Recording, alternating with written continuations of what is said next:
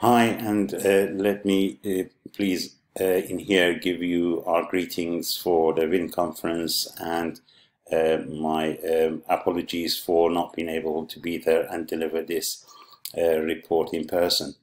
With regard to what has been going on in Iran and the protest movements that took place since last September, starting under the banner of the Woman, Life, Freedom, against the inequality in the society, this is effectively the third major protest, mass protest that had been taking place in Iran. We had one 5 years ago of protests against the standards of living, something that actually took across 18 major cities. Then we had just over 3 years ago the other protest against, again, the lack of freedoms and against the whole Islamic Republic. And then post-corona, we had this protest in September.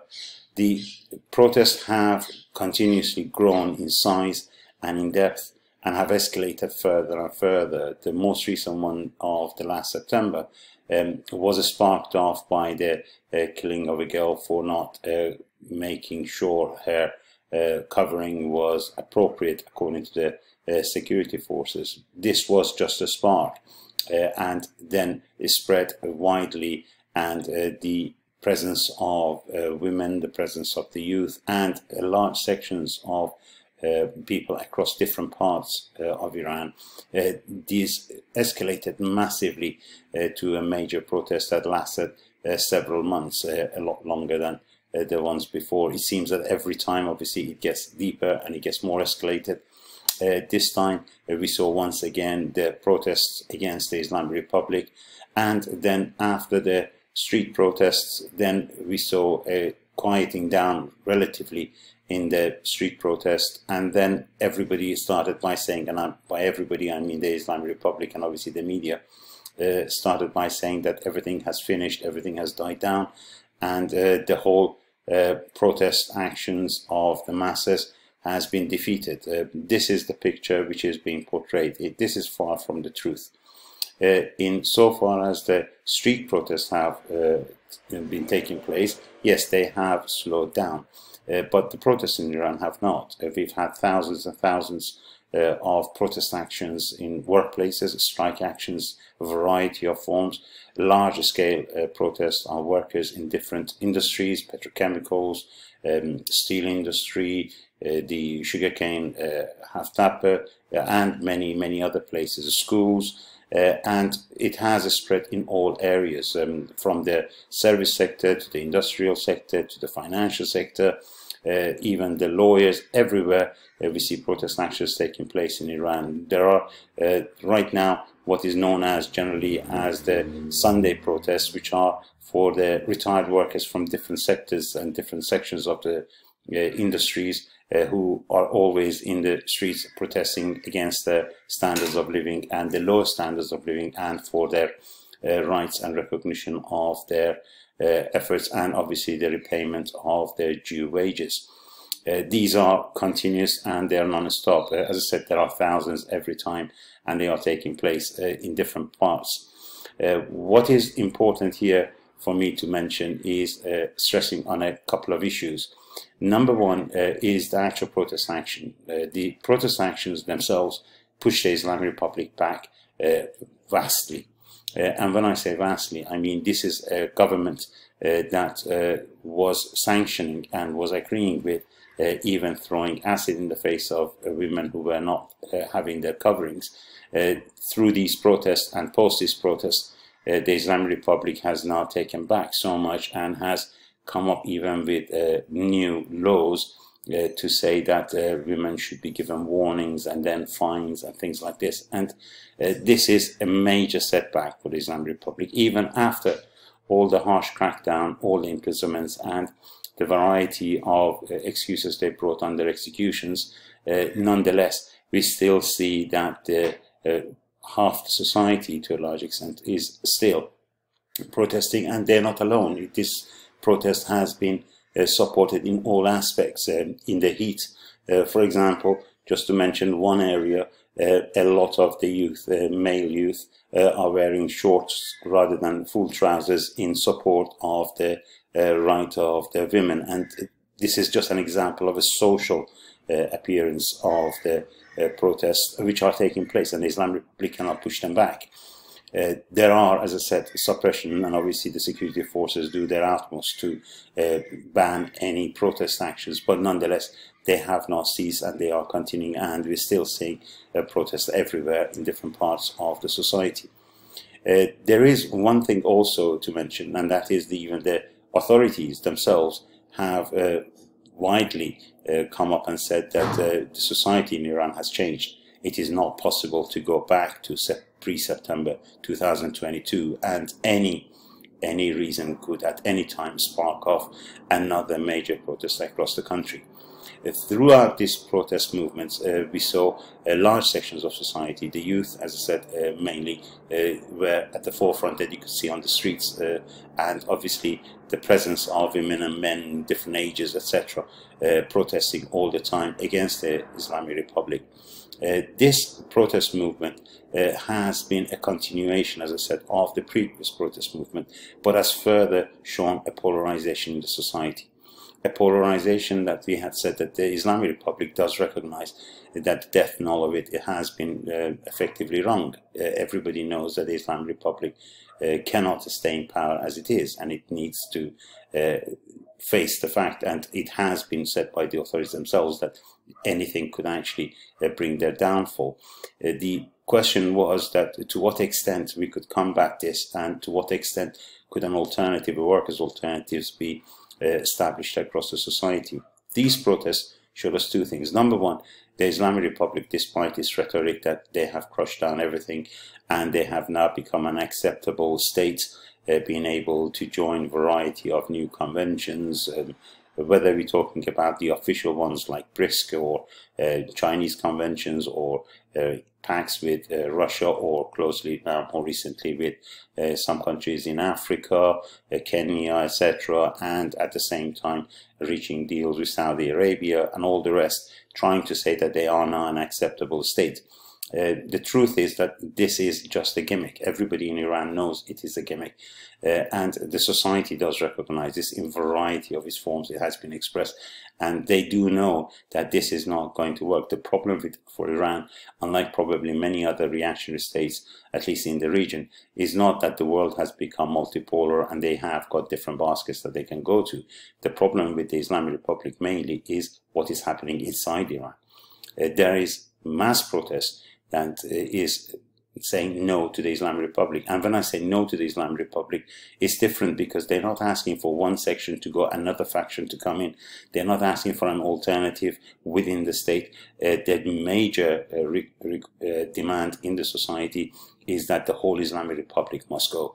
And then we have the scenario. On one hand, we have the Islamic Republic as an acceptable form for the bourgeoisie in all its respects, to stay in power. The Western states, as you have noticed, as well as China and Russia and the others, have all come in the pact with the Islamic Republic, because they do recognize that the alternatives in Iran are far, far more progressive, and the best tool that they have at the moment to keep them in reign is by using the Islamic Republic itself. That's on one hand why it's in power. But more importantly, the whole idea of the protest has shown the polarization which we had in the society, and that has escalated.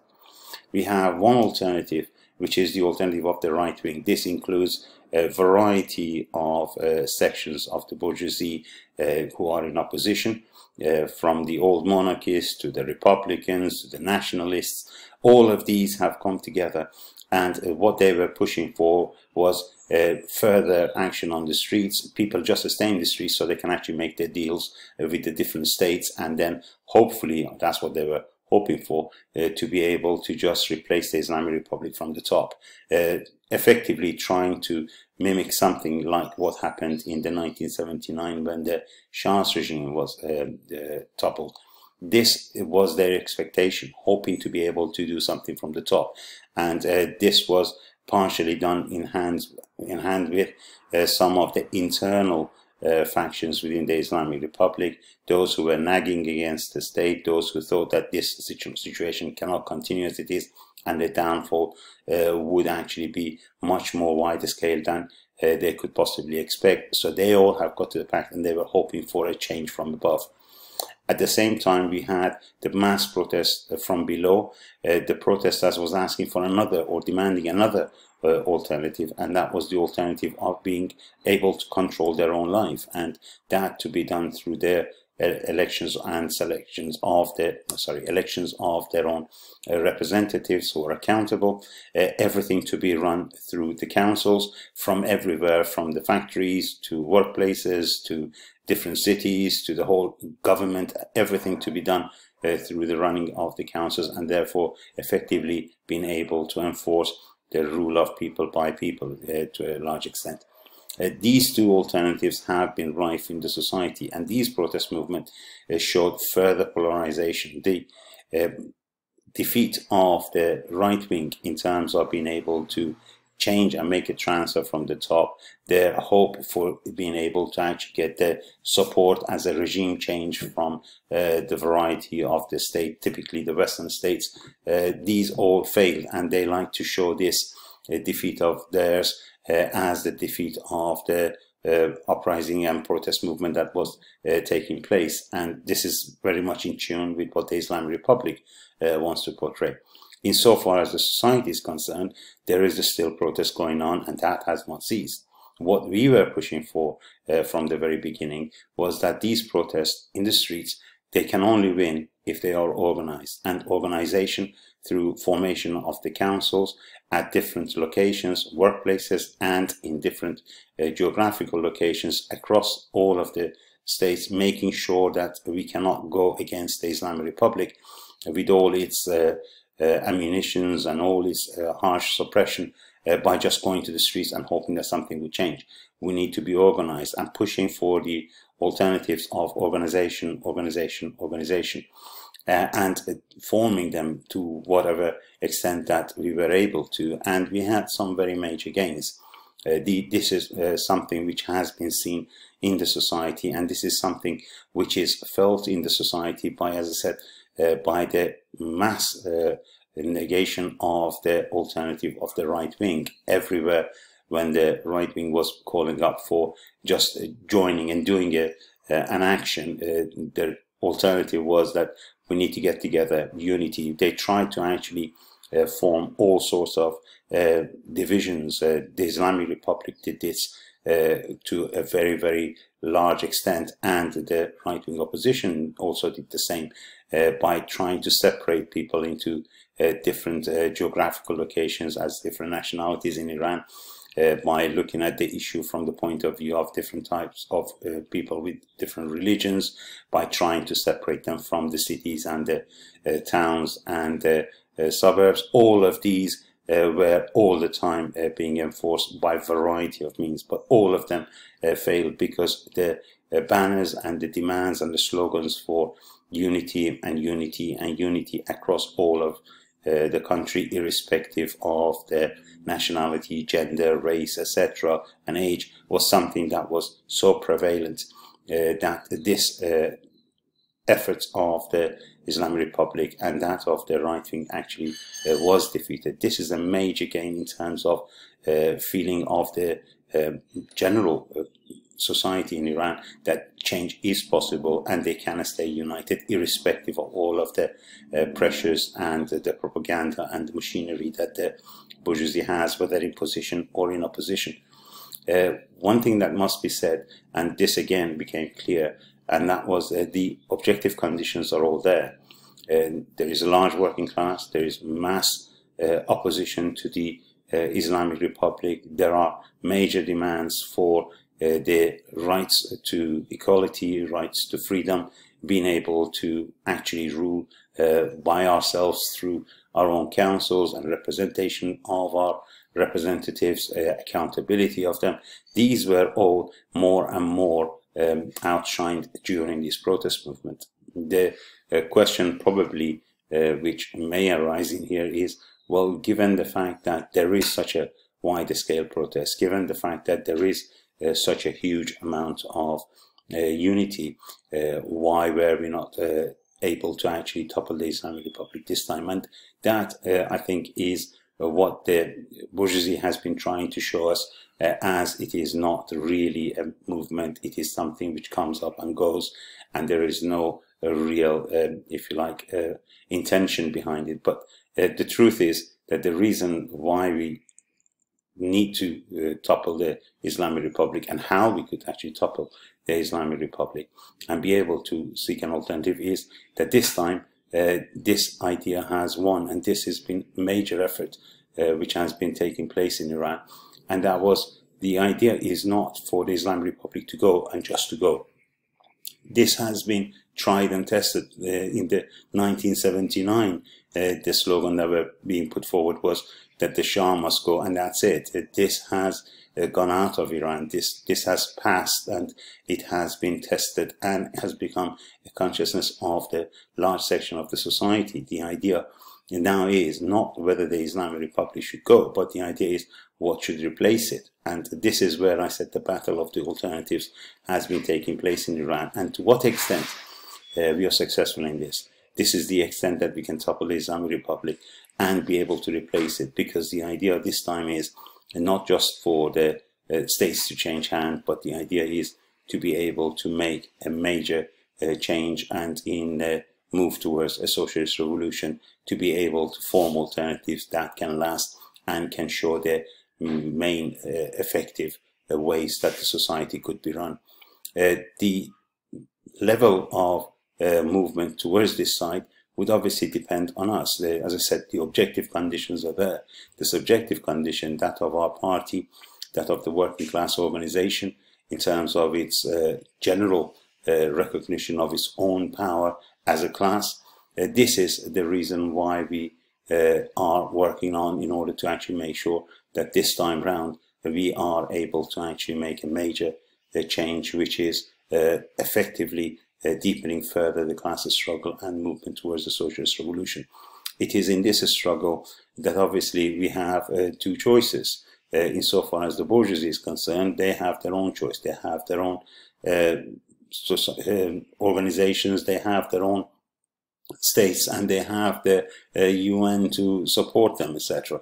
Insofar as the working class in Iran is concerned, obviously the issue is that of their own support with regard to the working class and freedom-seeking people effectively across the world, and generally their help. We saw just one area and only one spark this time round when it came to the issue of the rights of women, and we saw the impact of that not only across the Iran and not only across the Middle East, but across large sections of countries in different parts of the world. It was this movement that actually gave a huge amount of potential encouragement and motivation to many women in Afghanistan, who had actually again started reworking in terms of how they can actually get their own rights. Similarly, we saw it in Lebanon, we saw it in Iraq, and we saw it across many other countries in the region. And this was just one spark, this was just one aspect. The actual progression, the actual movement, a progressive movement that wants complete equality, wants complete freedom, this is something which is being sought in Iran, and this is what we are working for, and this is what we're working towards. The extent that we are successful in this organization of the working class, in this ability to be able to actually recognize that it can actually make the complete change, this organizational issue, this subjective part rather than the objective criteria, is the reason why the Islamic Republic is in power. In other words, what I'm trying to say is, they are in power not because they are strong. The Islamic Republic is in one of its weakest times. The reason why the Islamic Republic is still there is not because of its strength, but is because our strength is not still sufficient to actually make that change. But it's something that we're working for, and we have made great strides, as I said, great gains. Society feels a lot more encouraged. They feel a lot more able that they can make change, and they are able and being forming their own organizations in variety of means and through variety of procedures and processes. This is a very, very good times and exciting time from that point of view in terms of achieving this objective. I hope I've given you a reasonable update, and once again let me extend my greetings and wish you the best conference. Thank you.